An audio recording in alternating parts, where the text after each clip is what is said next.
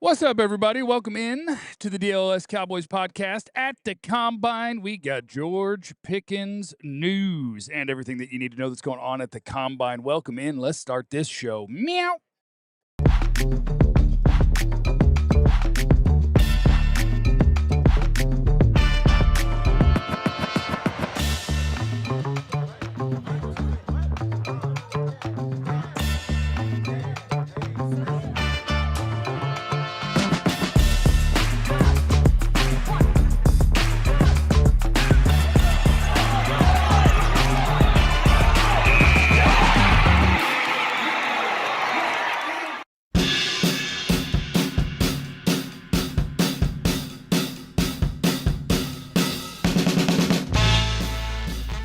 What is up, friends of ours, and welcome into the DLLS Cowboys podcast. We are live in Indianapolis, Indiana. That's a lot of Indiana. Yeah, that's a lot of it. And we're out here, and we have Cowboy news, so we're actually rolling the show a little bit early today. It's almost like an emergency podcast combined with the show. We were just like, what if we just started the show? Because we're here, and we walked got up news. like, let's just do it. So we're going to do it live. We're going to do it live, and it's good to be with you guys today. We appreciate you guys who hang out with us. Please hit the like button on your way in. Please make sure that you are subscribed to the DLLS Sports channel. We appreciate y'all. Hello, my name is Jeff. Can I give you something messy? I am next to former Cowboy wide receiver Jesse Holly. You know I'm Captain Messy. I did the messy drops for you guys. Oh, you had the messy ones? I have a feeling. We're not getting messy I had today. a feeling about Not today. getting messy. We're not getting messy today. We might get messy today. Here in about 14 minutes, Bryan Broaddus is going to join the broadcast. He's over here Packing his draws. He's packing his draws. He just finished a show, and then he'll do a show, and then he'll do another show, and then he'll also hop on our show. Yeah. Because why not? He doesn't like doing anything except working. And we are at the Combine, so what better time to visit with Bryan Broaddus? But the news broke just a bit ago that the Cowboys are planning to put the franchise tag on George Pickens today. Mm-hmm. It's going down today. So what I have to say to that is Good luck. Buckle up. as the Joker said, and here we go. How's this one going to play out, Jesse? This is. So I'm. Don't be messy. I'm trying not to be messy. How's this one going to go? I'm trying not to be messy, but I'm also. I don't want to be messy, and I don't want to prematurely speak. I'm just going to say we had a very interesting, and it better be interesting. It was interesting. It was very interesting night last night on accident. On accident. We did not go seek out On accident. important people. No, but we stumbled upon them. We just went to a place that we have gone to for the last Five 3 straight meals? Five Four? straight Five meals in the last 3 days. Yeah. And we just so happened to run into some very important people. And because of liquid courage on the What? part of Jeffy Kavanaugh, That's true. That was me, yeah. conversations were started. Yeah, I don't. If I'm sober, like I'm a social anxiety person. You Yes. watch me try to get ready to ask a question. But, I had a few. Yeah. And I was like, hey. Yeah. I didn't say hey. But just, hey. Yeah. And What's so up, important guy? and so I'll just say this. The Cowboys are tending to franchise tag George Pickens. Buckle up. Buckle up. We're This hanging is- out with David Muguleta Yeah, last this- night. this- David just Muguleta last night for a hot second. Just buckle up. This will be a messy ride.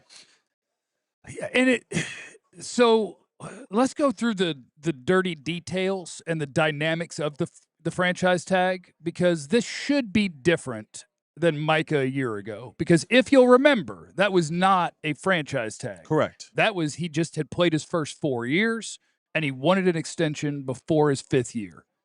The rules of the franchise tag make things a little bit different. So George will count $28 million or whatever on the cap for 1 year while they attempt, we believe, to work out a long-term deal. Mm-hmm. They have until July 15th to do that. Correct. If they don't get something done, you can't. Correct. It's over. Correct. So, like, whatever tactics go on to try to force their hand to give us our money, if they don't do it by July 15th, it's over. Right. You can't get one anymore. And so from that point forward, it could move differently than the way that it did for Micah. Like, Micah had his back hurt. Mm-hmm. And I don't think you can do the same play when you've lost the ability to get a long-term deal regardless. Like, whatever you're trying to do from that point forward, you can't get a long-term deal. It's 1 year. Right. It's over. And so I think that makes it a little bit different. But I do think we'll probably see some of the same stuff for the next February, March, April, May, half of June. For about 5 months, you're probably going to get the same stuff if they don't get something worked out beforehand. And on top of that is they are gearing up to win, right? Like they're not looking to take less than what they feel like they're worth. And so that's something that the Cowboys have to be prepared for in this process. I don't know how much wiggle room they're willing to have. But George Pickens and his representation, they're going to try, and they've been successful in doing it in the past, getting every single dollar that they can. And they should. And they should. Yeah. And they should. Yeah. But I do think, like, this one is a tough one for everybody, I think, because the receiver market is what it is. George Pickens is coming off the best year of his career and one of the best years of any wide receiver in football, and he has all the ability in the world. So if I represent George Pickens, I mean, I'm eyeballing the top of the market. Yeah. The Cowboys are going to eyeball, and where a negotiation generally starts, what makes this difficult is the franchise tag amount lags behind the actual top of the market. Right. So if you represent George Pickens, your initial number is going to be huge. Like, you're going to be like, yeah, 40. And they're going to be like, what? Right. And they're going to be like, okay, what about 30? Because we're doing the math on the next 2 years. If we tag you twice, probably works out to about a $31 million average. So let's start there. And you're like, well, CD makes 34 and a half. I got 3 $20 million defensive tackles. I got a $60 million quarterback. And you want to beat CD's number. And I think this one will be a tough one to work out. And I do go back to, if you want to say that the Cowboys are moving differently this offseason, the way you prove it to me is you don't get anywhere near July 15th. And I hear that you got a long-term deal done with George Pickens. In the words of Tank Lawrence, when you talk about, three $20 million dudes, $60 million quarterback, $34 million receiver. Not my problem. Not my problem. It's not my problem. And they would be absolutely right in saying that. And if anybody is out there that's like, oh, they should be, team friendly. We went and got you from the Steelers and we giving you this new life. And that's fandom. That's not how reality actually works. Right. But I thought you made a very, very great point a day or two ago when you talked about, thank you, when you went to go get George Pickens. Yeah. There should have been 5 plans that you had. What if he's good? What if he's amazing? What if he's not good? What if it's a problem? What if it's like, what are we doing moving forward? And I think that is how forward-thinking people work. They're saying, all right, if we're going to get this guy, what are we expecting? Are we expecting a 1-year rental? Are we expecting this thing to blow up in our face? What if this thing goes really well? What if this thing goes beyond what we can think of? Now, a part of it, as I do think that the Cowboys were, when they went and got George and how some of these things were moving, I don't believe, for whatever they want to tell you, that the Michael Parsons situation was a part of their plan. I don't believe that. I will never believe that. No, it wasn't. That was an Jerry got mad at Micah. That was an emotional move that happened, and we also found out more about that last night. That was an emotional move that happened, and it shifted the way that this season was supposed to go, because you got rid of the best pass rusher, second best pass rusher in the league. Yeah. In conjunction with that, because in this is scientific. People spend more money when they're happy. When you're happy, you want to spend. I don't know. When I'm sad, I get on Uber Eats like a mofo. That's hunger. I'm talking about spending. I'm like, when you're happy, you spend more at the mall. You're willing to give more to people. When you that's scientific. When you're happy, you spend more. Okay, well, I need to get sad. Yeah, because I got to be tightening the belt right now. You're just a reckless spender. I'm about to get a knee replaced. I got to tighten the belt. Sorry. But I think the Cowboys, they didn't what they thought the season was going to be. They thought this season was going to be wildly more successful than it actually was. They didn't plan for this thing to be 7-9-1. They planned for this thing to make a playoff run, to be in the playoffs. And I think up until a week before the season, that would have justified. I think the coaches may have shifted their thought process. Yeah. I still think Jerry and company believed, we're going to get better because we had Kenny Clark and we're going to do some other things. And they were waiting they had very high hopes on Overshown, all these other guys who were as Clarence would say, on the come to be a part of this thing and really blow up.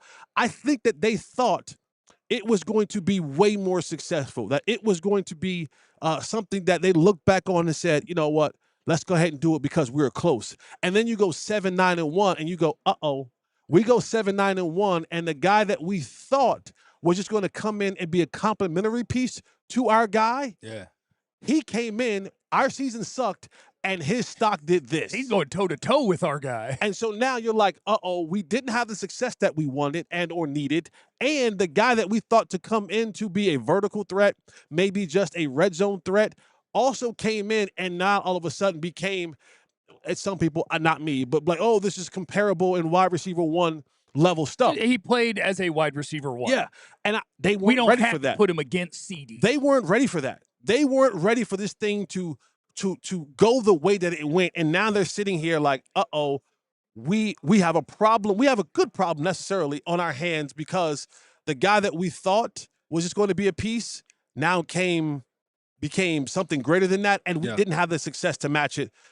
That you now have to figure out. Your defense is absolutely deplorable, right? And now you have to fix that. They didn't expect that. Yeah. They didn't expect to go 7-9-1, and they did not expect George Pickens to go 1,429 yards, 93 catches, and 9 touchdowns. Yeah, I think they're in a really weird team-building spot where your defense was so bad, and this organization, when they change coordinators, they have a history of I saw this from our buddy Bobby Belt. They have a history of when they get a new coordinator on pick your side of the ball, they invest big time in those off seasons for that new coordinator. And now you compound that with the fact that it's not just a new coordinator, and they always invest more. They sign more free agents. They spend more money. They use more draft capital on the side of the ball of a new coordinator. It's not just that.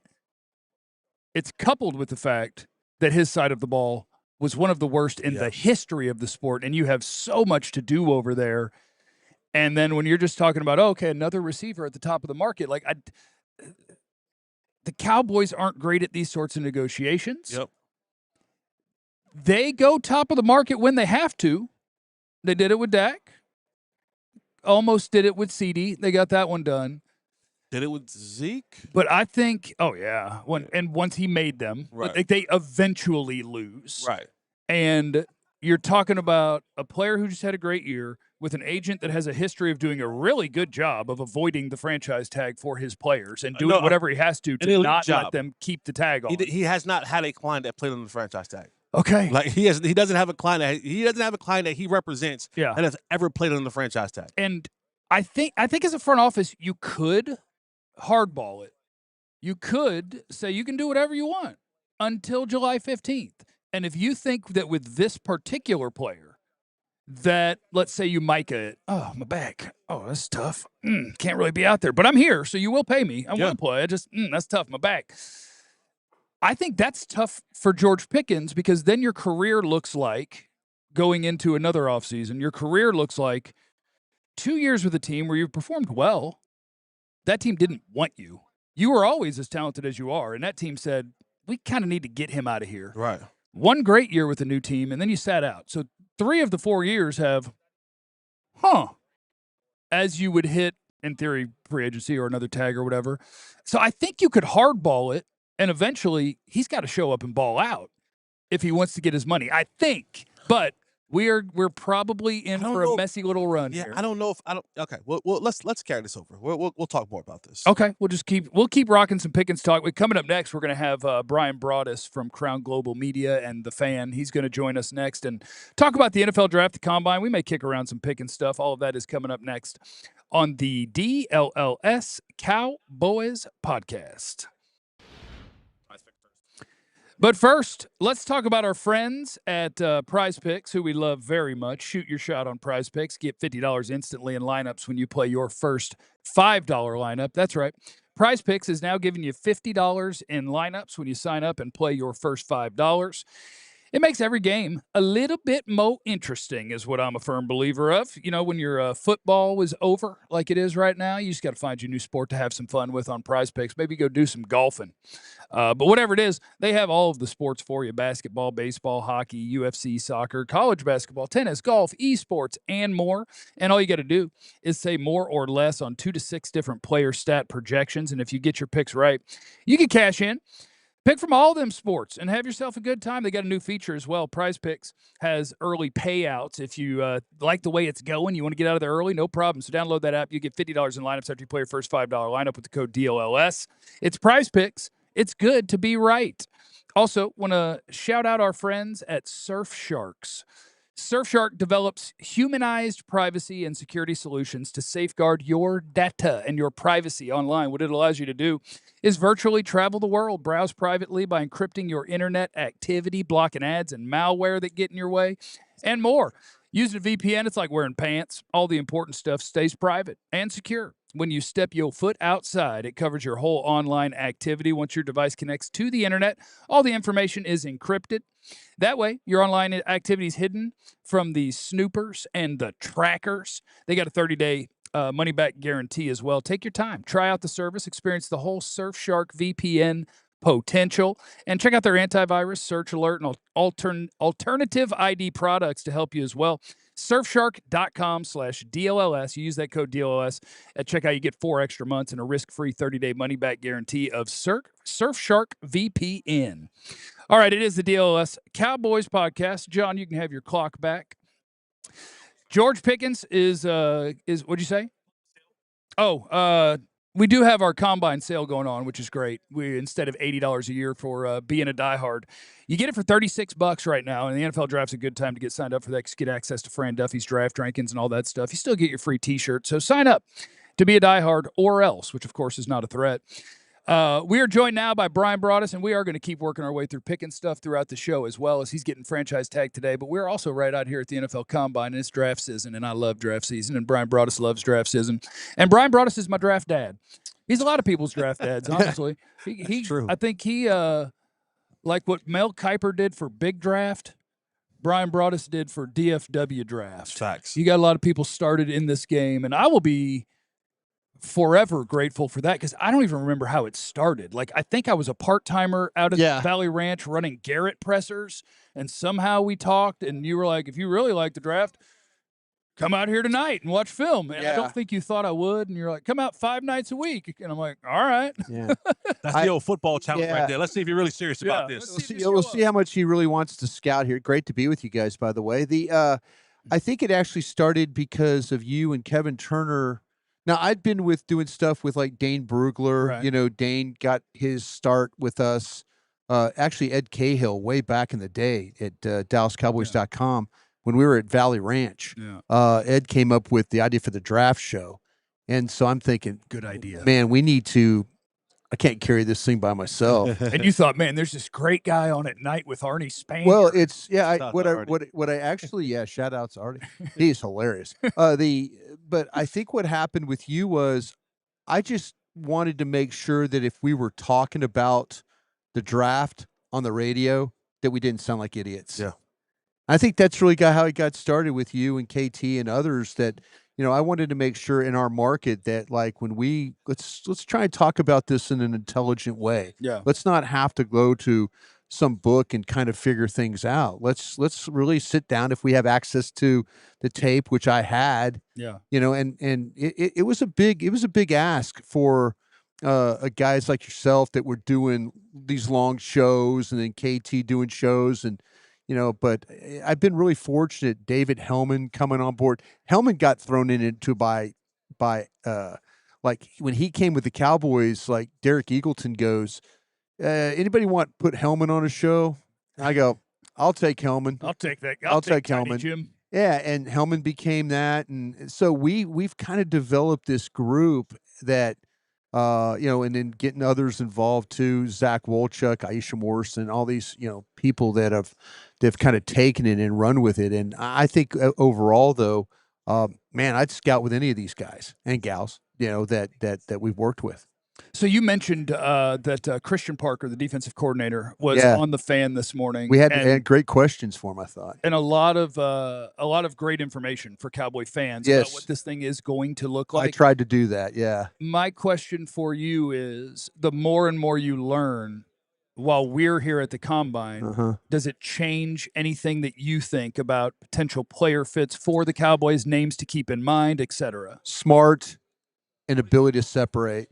I think defensively, I don't think they're going to have any players that don't have high football IQ. Now there's players that have high football IQ that aren't really great players. Yeah, that won't work either. That's tough. I mean, that's all There's of a sudden, a baseline here. yeah, you've got to find. But I think they're going to. I asked him the question about, and I said, "Is there as you're watching this combine, are there players that fit your eye when it comes to your scheme?" And he says, "Yeah, if you let me talk to these guys and let me watch them and stuff," he goes, "there are some guys that I absolutely could see being a part of this." But I think the way that he was describing how he's going to play his scheme, he talked about one of the better tackles he's ever played with or coached was Kenny Clark when it came to playing a gap and a half and how to play the scheme. So that's a positive right there. So you kind of have an idea of watching a Kenny Clark, what you might need to get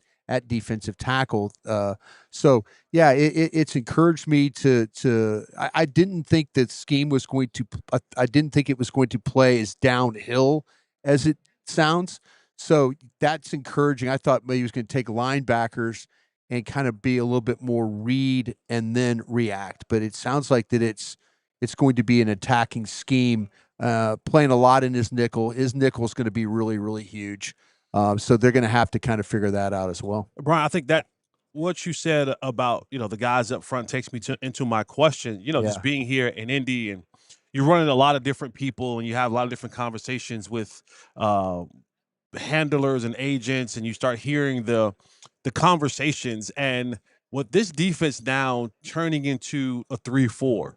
Right. And the way that you have to address that up front. There may have been some talks behind the scenes about maybe some guys not happy about where they're going to have to play up front in this 3-4 defense. Is that something that we have to wait and see? Are there guys that you look at and you go, may not fit this particular front right now? I wonder about Osa Odigizua. I wonder about him. I wonder him playing a 4-eye. Him Explain playing the 4-eye, please. inside of the tackle. Yeah. So he's really he's so used to playing a 3, which is outside eye of the guard. So Scooting over a little bit. Yeah, you're scooting over there, that gap. And I wonder, though, his game is really about the quickness and about getting up the field. I wonder about his ability to play a gap and then get back too, and there's times where I think the power or lack of power in his game could be a little bit of a problem. I think that's why you've seen them interview a lot of these defensive tackles. Oh yeah, isn't that wild though? Yeah. Well, I think they're trying to hunt some 4 eyes Yeah. is what they're trying to do. In the old 3-4 scheme, you play a 5, that would be head up on the tackle. They want you, they're going to play shades, and shades we mean is on the shoulders or inside eye. But yeah, I think that to me that Osa would be the one guy that I'm not really sure how he is going to fit in, or they're going to try with him, but I wonder how it's going to work overall. And as someone like yourself who has been on the scouting side of things, and your job is to go out and find these particular players for that coach's scheme, sometimes guys get washed out because a new defensive coordinator or offensive coordinator may come in and you go, this guy just isn't the guy that I thought was going to fit in my. And we've seen that, right? We dealt with that all last year with Eberflus and guys. I think Clowney is the guy, if you want to be honest. Stephen Jones initially was very much a Clowney. Oh, yes, we want to do something with Clowney. And now we get here to the combine, and he's like, you don't hear it as much. Yeah. You're not. I think that Christian Parker's kind of come in and said that to your point. Could there be movement, though? Could there be movement with guys that have been on this team that the Joneses may have said, hey, these are cornerstone guys.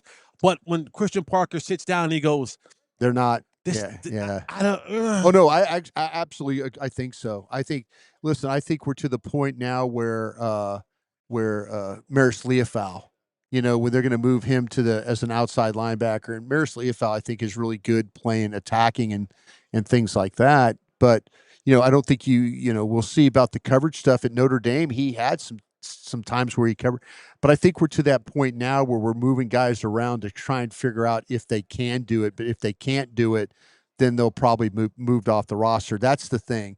They've drafted really poorly on defense, and I wanted to say this yesterday to Will McClay. He's like, yeah, we sit in our room and laugh at you guys doing mock drafts. And I wanted to say, yeah, we sit in our room and laugh at you for busting on picks. Like we laugh at, why would you take Junior Fehoko in the 4th round when we all had him in the 7th, that kind of thing. So, hey, listen, you can laugh at us all you want, but we're laughing right back. They need to do a better job. The reason they're in the situation right now is because talent-wise on defense is they have missed on a lot of picks, 2nd-round picks, 3rd-round picks. Unfortunately, they had a 2nd-round pick that passed away, but they've struggled, and now they're going to have to go out and play in free agency. They're going to have to focus on the defense because Rod Marinelli and then also Dan Quinn. And then Mike Zimmer and Eberflus. You've had 4 different defensive coordinators come in here picking players, and none of them seem to really be really good fits. Who is your favorite guy at 12 or 20 to help Ezeraku rush the quarterback? Well, like I said, people are gonna get. I think now with the way that everybody's talking. With the way I'm still a Ruben Bain fan. In this defense, would he be standing up and rushing? Yeah, you could probably stand him up, or you could put him on the other side. I think hand down play. I mean, I think he's got the flexibility to play he's got the power to play maybe the 4-eye or play inside there's a lot of different ways you could do. I mean, I think that Mesidor, the other end, would be a little bit more of a stand-up guy for them.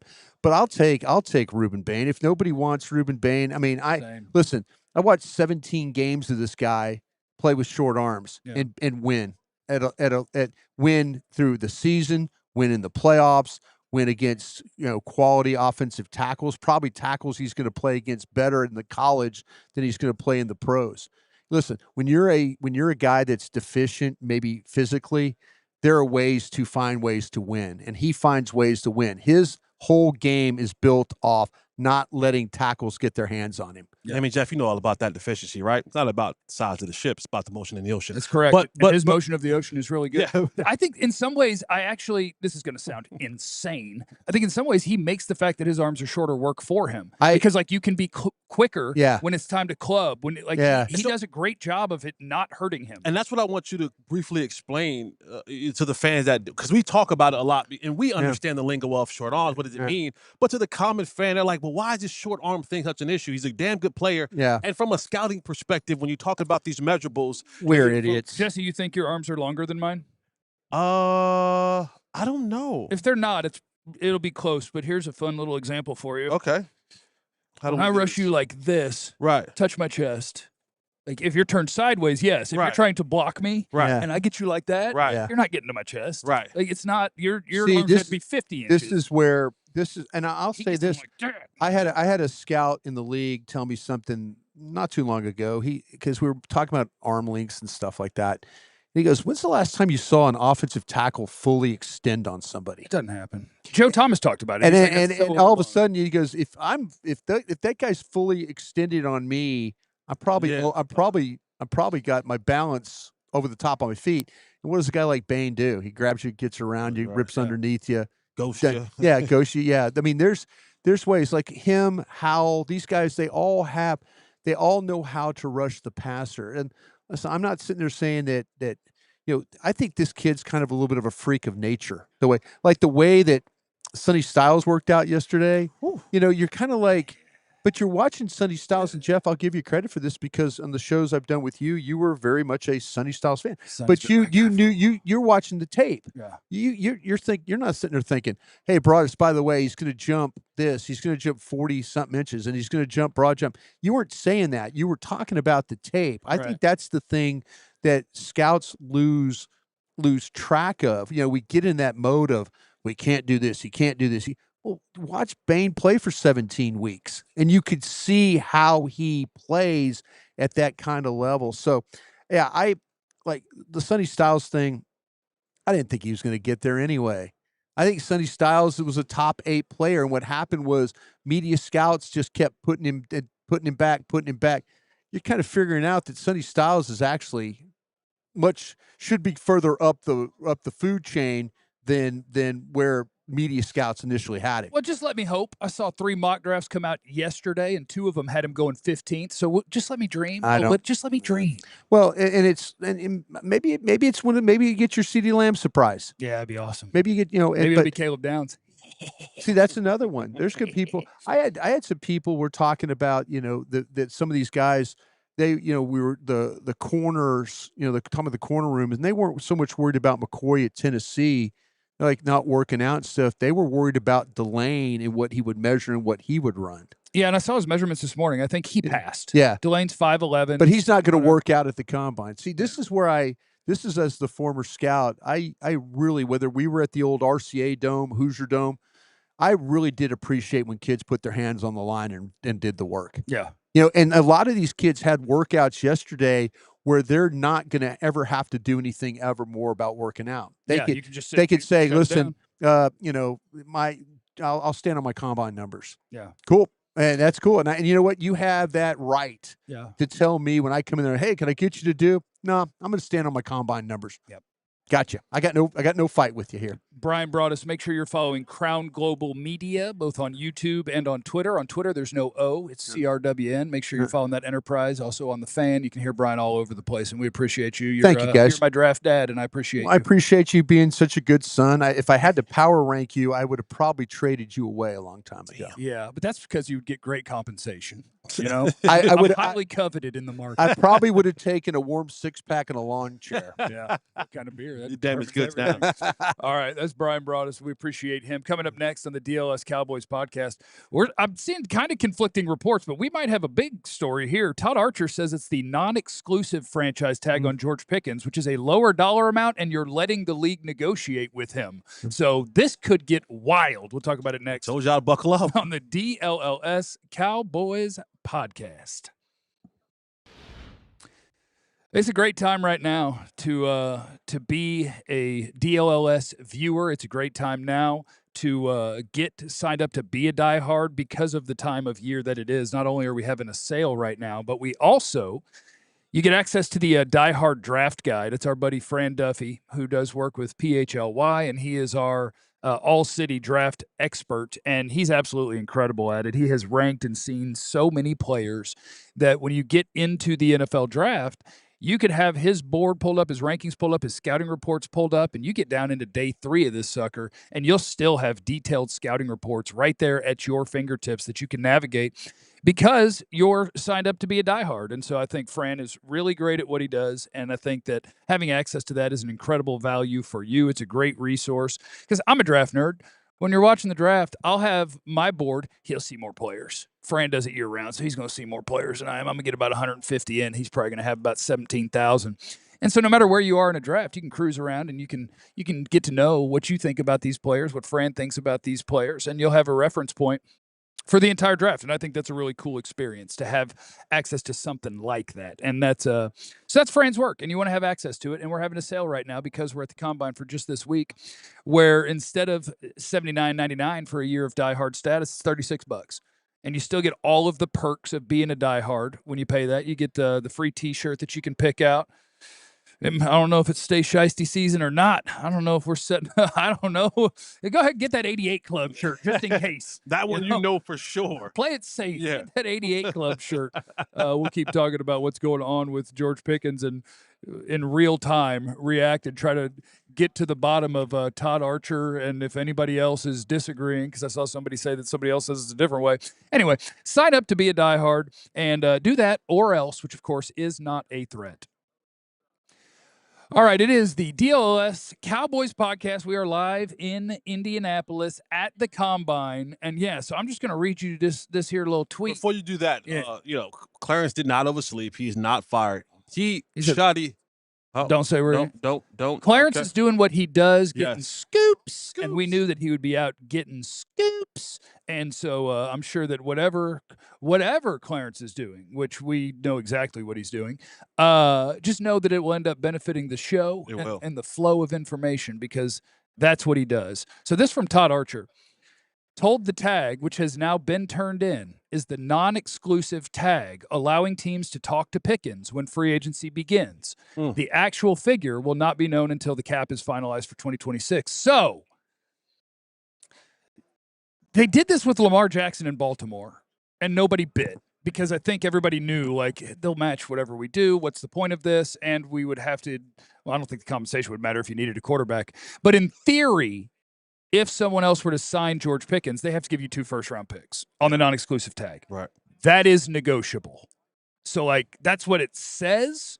But then somebody, if they're very interested, could be like, this is the contract we would offer you, and then turn around and call the Cowboys. But like, obviously, we're not going to give you 2 first-round picks.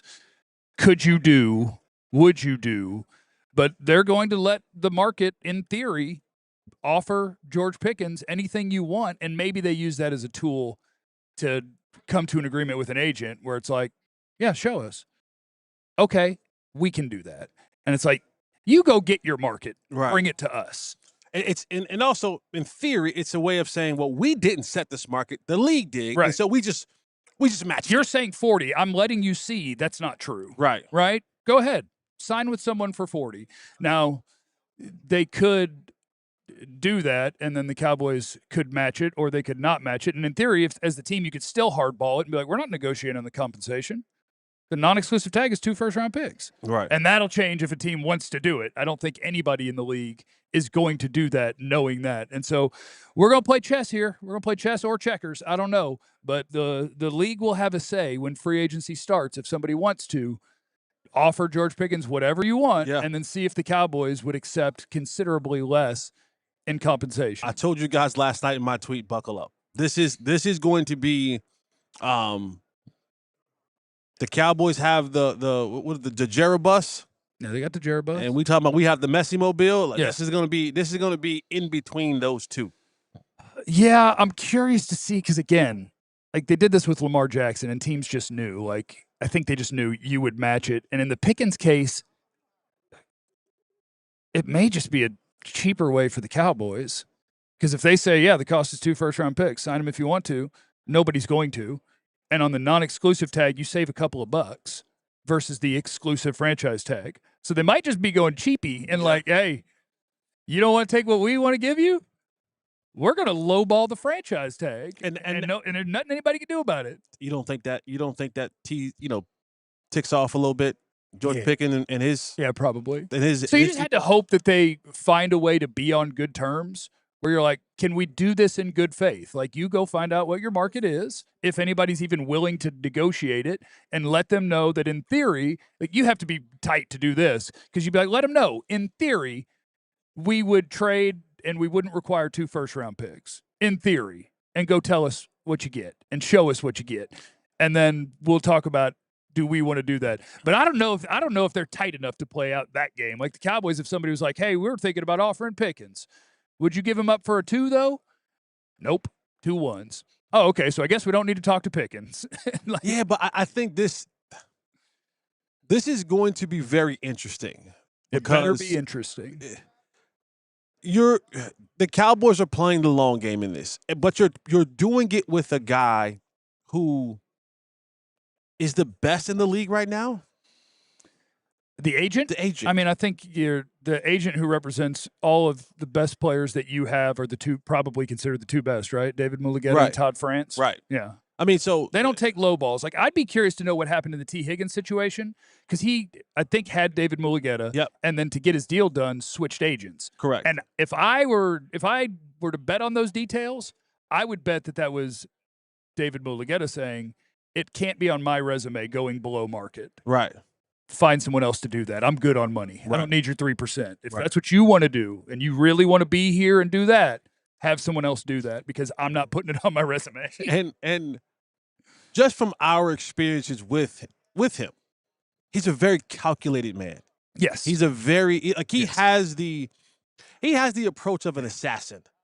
Yeah, and if Not- you're not just a emotional. diehard, all I care about is my football team, you probably hate him because he's Right. really good at his job. He's not emotional. He's very good at what he does. Yeah. He's very calculated. He always has a play or two up his sleeve. And this is when this thing gets because no one thought that a deal would get done for Micah. Like no one thought that. No one thought that they were going to be like we were all coming into that training camp. We all thought, oh, this is going to play out the way it's always played out. Right. And no one's gonna who's gonna trade for Micah at this point in time. What are they gonna offer up? And is he gonna How about 2 1s and here's $47 million a year? like that? That was unheard of. Yeah. That was unheard of. So the blueprint in a sense is there. The ability to work the phones is there. The ability to convince a team you need me on this team. You need me on this wall. You want me on this team. You need me. And we are in a league now where let's just take like Les Snead a couple years ago, right? And his motto was F these picks.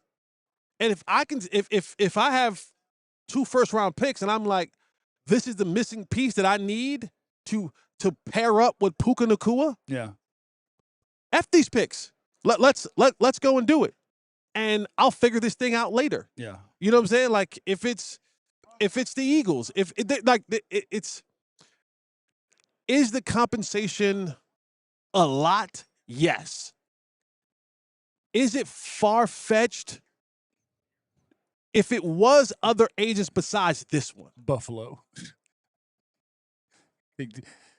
We think we're going to be picking late again next year. I don't think anybody would give you 2 1s for the right to pay him top of the market money. I don't think. I think 2-1, but the point that you made about it being negotiable. Yeah. And 1 and a 3. Like you start playing all of these scenarios, and like this particular agent said to us last night, he just said, I just need 1. Yeah. I just need 1. Yeah. And there's 31 other opportunities that I just need 1 of those to feel that my client is the missing link to what they want to do. I mean, hell, Kansas City, right? Like, yeah, the only reason I went with Buffalo in my mind because I was trying to back in my head the trade as well, and Kansas City picks high this year, and so they'd be like, no, you can't have that. Yeah. But like Buffalo at the end of the first round, like, maybe. Yeah. I don't know the cap situation. Can they go add themselves a $36 million receiver? I don't know. I don't know what the league thinks of George Pickens. Right. We're about to find out. Yeah. Yeah. Or the Cowboys will just ignore everyone and be like, no, we're just going to see him when he gets here. And then they'll be like, well, this is going to get real fun then. We'll see. We have no idea how this is going to go.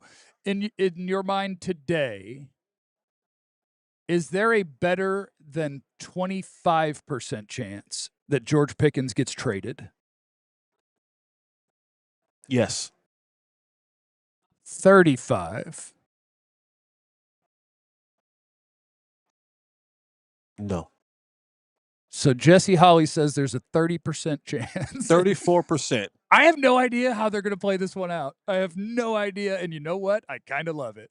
No. I want George Pickens on my team. Buckle up. If he's not going to be on the team, I'm interested to see how that plays out. Because if you really maximize trying to make your team the best you could after trading him, that could be fun too. And we talked about, the picks that they need. And I know people are saying, "Oh, I'm not going to give away a guy for picks and the unknown." But this is one of those things. I where love the now, draft, and I love this draft when you're talking second and third round. Find me some picks, baby. you know what I mean? If I can go ahead and load up, and now I add a bunch of assets to this team, save money, add a bunch of assets with this new coaching staff to what my future is. Anything's possible. Let's have us a fun off season. Anything is possible. How is all this happening and Jerry's not talking? I guess he thinks it's stirred enough. He's stirring it from a distance. That's plenty stirred. Yeah. They don't need me. They don't need me saying anything. Coming up next on the DLLS Cowboys podcast, we got one segment left. We're out here at the Combine. Let's talk about some of the things that are going on here, some of the guys who may now be out of reach, who the Cowboys may be looking at, who's winning and losing at the Combine. It's next on the DLLS Cowboys podcast. And let's talk about this Die Hard sale. It's a good thing to get for you. You want to go ahead and take advantage of this bad boy. I told you before, I like sales on boats. Like a actual sale that makes the boat. That's not even true. I've been saying it because I think it sounds fun. I don't want to get on a sailboat. Have you ever been on a sailboat? If I was, I don't think so. And if I was, it was like a giant thing. Yeah. We're like, oh yeah, there's a sale on this, but there's also a motor running, and there's like 12 of us out here just drinking a 6-pack, like per person, obviously. But a sale for being a diehard is a great idea. The Combine sale that's going on right now, $36 for 1 year of Die Hard membership. You do that, you get your free T-shirt when you sign up. Maybe you want to stand in solidarity with George. Get yourself a Stay Shiesty T-shirt. Could become a throwback. Could be. It could become a limited edition. Retro. Yes. It could. You get that going. But yeah, it's a good sale we got going on. Instead of paying $79.99 for your first year of Die Hard status, you pay $36. You still get the T-shirt. You get access to Fran Duffy's draft guide, his scouting reports, his rankings, all of those things. In addition to, of course, the things you always get when you sign up to be a Die Hard, which is you get access to our Discord with a bunch of fellow DFW sports diehards like yourself, where we're talking about all the different sports teams, but also other things in life, including movies and television. Would you like to talk about a Night of the Seven Kingdoms with me? Hop in the Discord. Sign up to be a diehard. We could talk about that. You a big fan of Sir Duncan the Tall and Egg? Yep. Jesse loves those things. Those yeah. my guys. Jesse loves those. Yep. Game of Thrones prequel. Yeah. I got you. Yeah, no, I knew that. We got a channel in there for college football. I think we got a college basketball one too. We got one for food. All sorts of stuff. Ones where we're just hanging out and talk about whatever the heck you want with fellow DFW sports diehards. Shout out to St. Elmo's. I wish I liked that, but it looks like it's not cooked. Thank you, yeah, Lord. Jeez, I was hoping that sign up to be a diehard or else, not a threat. Yes. Yes, the DLLS Cowboys podcast. We're out here in Indianapolis at the Combine, where I think it's possible that honestly, I don't know. I go back and forth on this. Sonny Styles just had maybe the best workout in the history of linebackers. Maybe. I'd have to look. Because all of the numbers that people give you will say since, and they'll say like 1999. And the reason it says 1999 is because that's as far back as the website that people are using, Mock Draftable. That's as far back as their data goes. Right. So it doesn't mean since 99. It might mean since 1734. We don't know because the data doesn't go back that far that they're tracking. Right. And so, yeah, I mean, a 6'5" linebacker over 240 pounds running a 4.4 640, the highest linebacker vertical maybe ever. Again, it'll just say since wherever data goes back to. Huge broad jump, explosive lower body, really good tape. I don't know if that really moves him because we knew it was going to be great. We knew he'd have a great combine. We knew he was a great athlete. Does confirming that and being like, oh, he might have jumped a little bit higher than I thought, or he might have jumped, like, I don't know if that really changes anything. I don't know if I can keep my dream alive, but we might have just lost Sonny Styles because of the Underwear Olympics. Yeah, I think we lost And him. we might have lost him before that anyway. But it's one of those things where you ever hear, like, we've all heard about things, right? Like, we've all heard about, oh, man, you know, this is what a Bugatti looks like. And we may have seen pictures of it. And, hey, we, you know, pick a woman or man that you look at and you go, man, this is one beautiful human being. Yeah. And you've seen pictures of it and you heard about them, or you've heard someone perform, a singer or something like that. And then you see them live. Yeah. And you go, oh, this is different. You go, damn. Like, not that you didn't know that that car was going to be nice. Yeah. But it's different when you're sitting in the seat of it. You're not that you didn't know that performer could hit those notes. Yeah. But when you're sitting in a room and you can feel it's palpable. And that's what Sonny Styles did yesterday. Yeah. It became palpable to a lot of people because you can watch the team, you can watch the film, and I guarantee for you, for example, and you've been on the Sonny Styles train for months. And I told you he was going to run a 4.4 and jump 40 inches. But you've never been to Columbus to see him play live. No, I have You've not. never seen him play live. No. Right? And so a lot of people are just like you who may have seen him play, may have watched the film, and then there was a ton of people across the street and they saw it live. Yeah. And it was, it was singular. It wasn't with a team. It wasn't amongst other great athletes. It was singular. And it was like, it just puts the stamp on it. God, that dude is.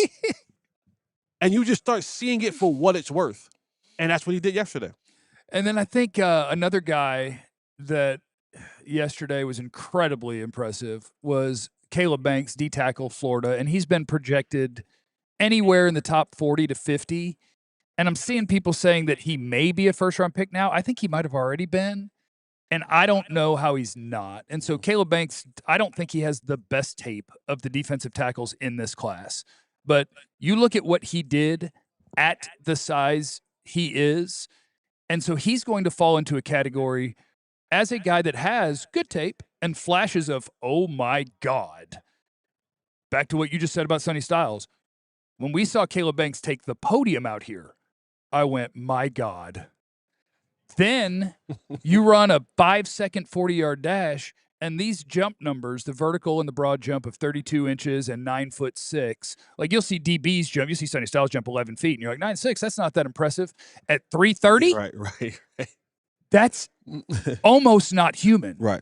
He is going to fall into a category of, even in a world of freak shows, the NFL, he is elite Freaky. athlete in the history of that size. And I think because of that, somebody swings pretty darn early, where you don't even have to have the elite tape, just because you exist in a space that so few people on planet Earth do, that if I get the best out of you, there ain't nobody that can deal with you. Right. 330-pounders take 5.5 seconds to run a 40. Texas Tech's defensive tackle, Lee Hunter. Lee Hunter. He might be a first-round pick. Good tape. On tape, probably was ahead of Caleb Banks. His vertical jump was 21 inches. And you go, oh, so you don't measure having an explosive lower body at all. Right. And that guy's bigger than you, faster than you, a more explosive athlete than you. Yeah. And you're like, might need to flip this thing around. You have to start weighing the odds in that thing. You have to start looking around and going, if this is the type of explosive athlete that I'm getting, big, strong, fast, physical, if I put him on my, I mean, we saw those guys in Philadelphia, right? We see the Jalen Carters and the what's the other young man's name? Jordan Davis. Yeah. You know, those level of athletes where you're just like, oh, that's different. And then you have a blueprint of what that looks like from the interior when these guys can just create absolute havoc by themselves. Yeah.